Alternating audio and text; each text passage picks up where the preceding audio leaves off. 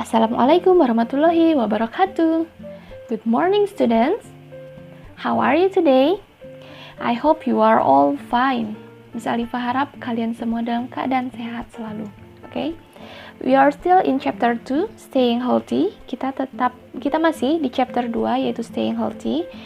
And for today we are going to learn about a folk tale. Hari ini kita akan belajar tentang folk tale atau cerita rakyat. We will read and listen about the folk tale, and the title for this folk tale is Stone Soup. Oke, jadi folk tale kita yang akan kita baca hari ini adalah Stone Soup. Oke, Stone Soup artinya sup batu. Jadi mungkin ada orang yang mau memasak batu atau gimana, nanti kalian dengarkan ya. Ini ada di buku English kalian on page 28 until 28, 29 until 30. Jadi ada di halaman 28 sampai 30. Kalian bisa cek di situ. Before we read, sebelum kita baca, kita harus tahu dulu kan beberapa arti kata dari bacaan tersebut. Jadi waktu kalian membaca, kalian sudah paham alur ceritanya gimana. Okay, for some vocabularies, I will give you in another format. Jadi formatnya bukan di video seperti ini, tapi ada di gambar. Nanti Miss Alifa share atau Mr. Amna share ke kalian gambar vocabnya. Jadi dalam bentuk gambar ya vocabnya nanti. Okay, and kita akan belajar beberapa vocab yang lain. Jadi beberapa vocab akan ada di gambar dan beberapa lagi kita akan belajar di sini, yaitu vocab yang berwarna biru yang ada di buku kalian. Jadi di buku kalian itu vocabnya warnanya blue. Kita belajar yang itu. It's called collective nouns. Jadi kalau kalian lihat di buku kalian halaman 28 sampai 30, nah di situ ada kata-kata yang warnanya biru. Itu namanya collective nouns. Okay, what is collective nouns? Collective nouns adalah, kalau diartikan ke bahasa Indonesia, adalah kata benda kolektif.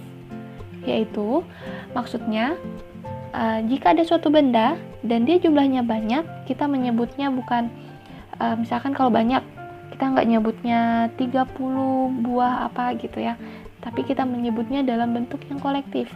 Contoh, misalkan telur kalau ada 30 dan ada tempatnya, berarti kita nyebutnya sepiring telur. Nah, seperti itu yang namanya collective nouns.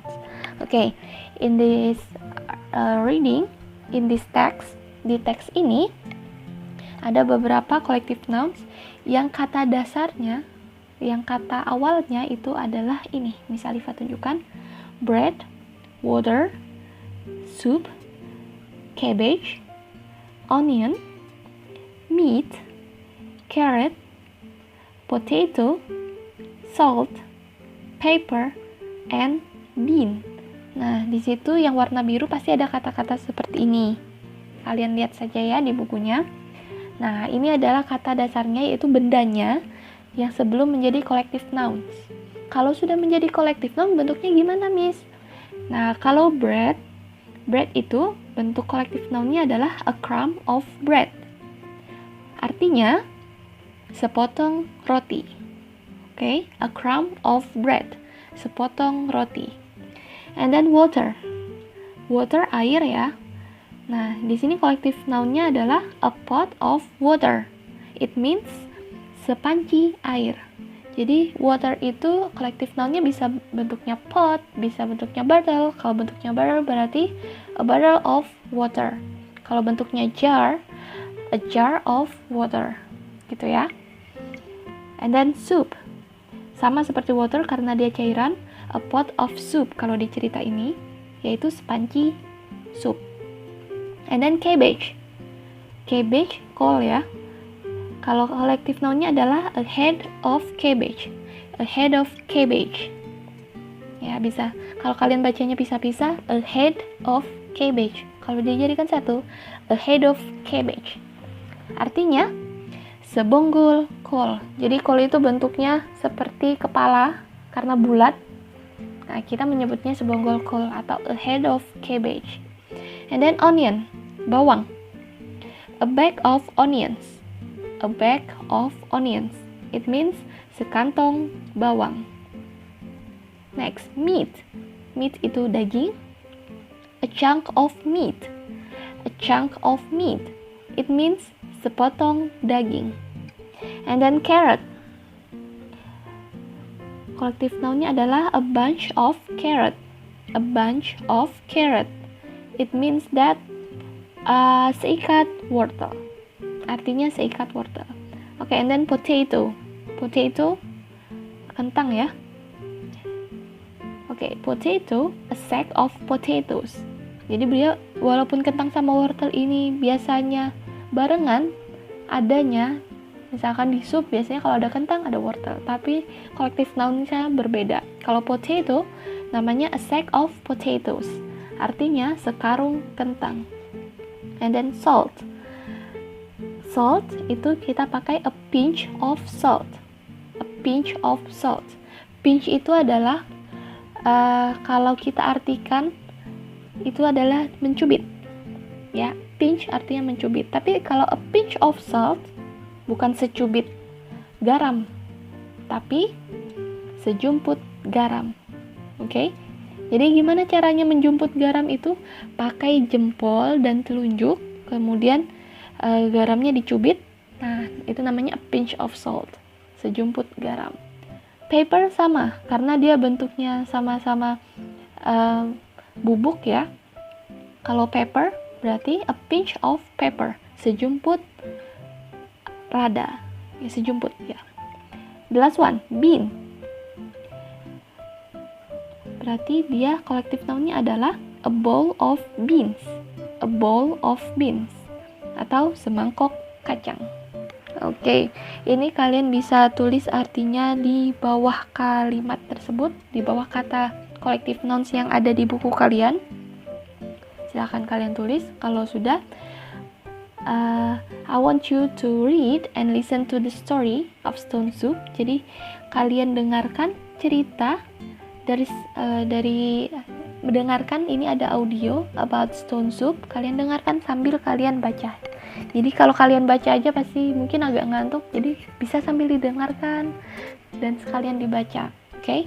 After this, I will give you an exercise about the story. So you have to pay attention to the story. If you don't understand some words, you can look up to your vocabulary list. Nanti bisa Alifa kasih kalian vocabulary list yang bentuknya gambar tadi, yang bisa Alifa bilang di awal.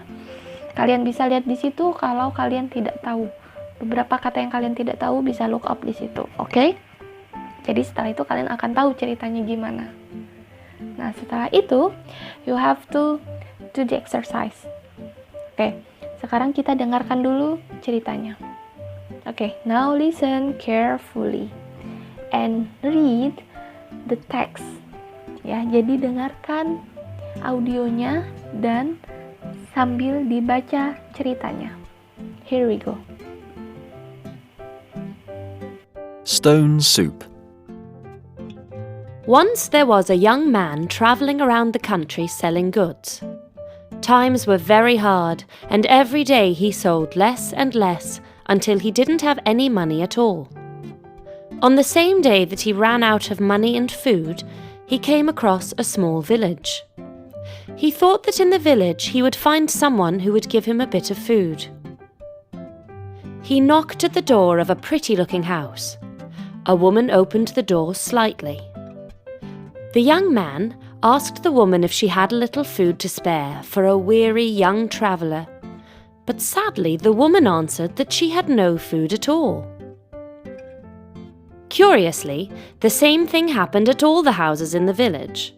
There was not even a crumb of bread left in the entire village. The young man was not discouraged. Instead, he came up with a plan. The young man found a wealthy-looking house in the centre of the village. An elderly man answered the door. The young man asked him if he had a large pot of water that he could spare. The old man asked him what he wanted it for. The young man explained that he was so sad about the lack of food in the village that he was going to make a big pot of soup for all the villagers from a special stone he had found on his travels.